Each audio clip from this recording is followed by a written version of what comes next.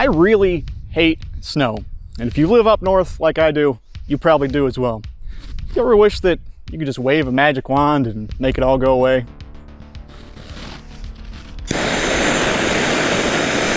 So you saw the title of the video, you know exactly what we're trying to do here today. Now, since I don't personally live in a place where I can try this on my own driveway without some reckless endangerment charges, at the very least, a buddy of mine, I was fortunate enough to trick him, convince him to let me use his driveway instead here. So we've got a decent section still exposed to snow. We got maybe 3-ish to 4 inches depending. And yeah, we're gonna hit it and see what happens. Now, a couple things could happen. Maybe since snow is a good insulator, maybe I don't burn through it, or maybe it all melts and then freezes into ice instead. I don't know. We'll see what happens. What do you think? All right, let's see what happens.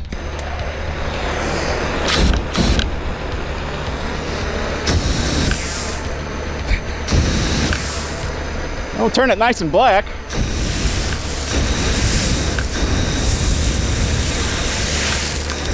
Uh-oh.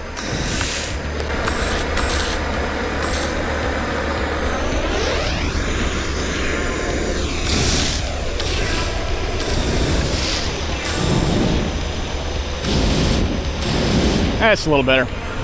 Yeah, sometimes the diesel just sits at the bottom, and diesel on its own doesn't want to go. You gotta mix it up.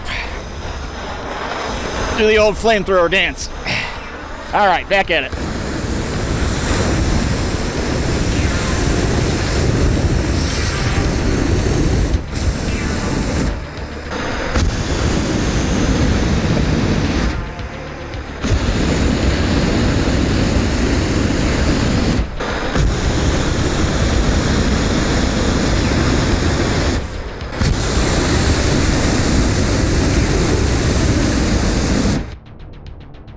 Oh hey, it's slow-mo time. That means we can chat for a bit.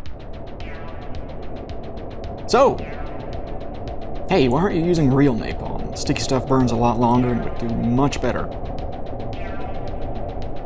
Well, you're right. This is a mix of about 1/4 diesel and 3/4 gasoline, because I ran out of diesel. Whoops. Though, since actual gelled napalm burns far less intensely, I imagine it'd probably just go out in the snow. Also, this snow has been sitting for a few days now and it's pretty dense as a result. It's basically the perfect snowball material. We'd have a lot more luck with fresh powder, at least I imagine. It's cliche to do it at this point, but it's tradition.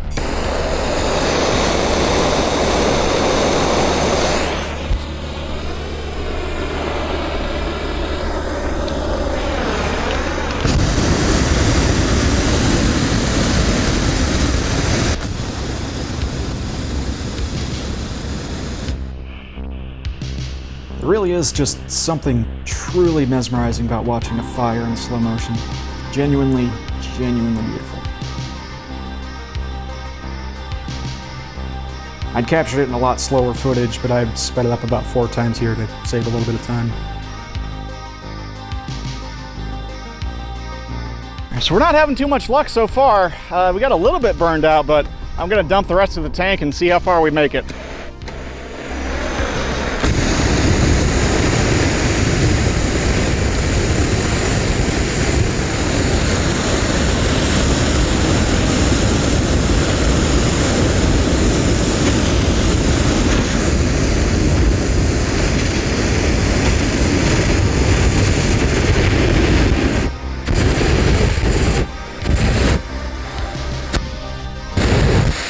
And that's all we got. Man. All right, let's take a look at the damage.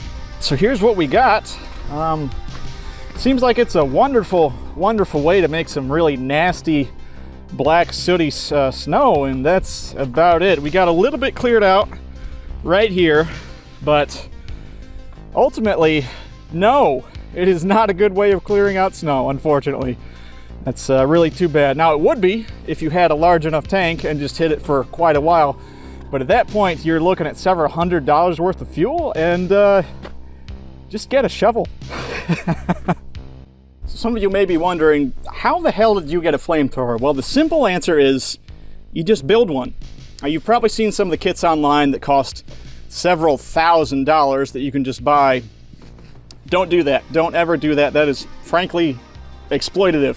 This one itself, I think I paid like maybe $500-600 for back in like 2013-ish. That company is now out of business because they got kind of shouldered out by the bigger guys who sell them now. But I think they still sell the instructions, the PDF for all that, and that's really, really cheap, especially compared to those bigger guys. So honestly, if you guys want one, they're stupid simple to build. It's just a pressure container with your pressurizer, the CO2, hooked up to a pressure washer wand with a pilot light on the end. It's dead simple, really. You can build one yourself without basically any expertise or mechanical know-how whatsoever. So if you guys want one of these, I'll leave links in the description. Just those guys who I got this from, they were really, really good guys, and if they're still around, they may not be, but if they're still around, toss them some love, get that kit, get that PDF, the instructions, build one yourself if you want one. Don't pay those scalpers because that's ridiculous. But if you want one, yeah, you're looking at maybe $500-600 at absolute most, and it's the most fun you can have with a firearm, so to speak.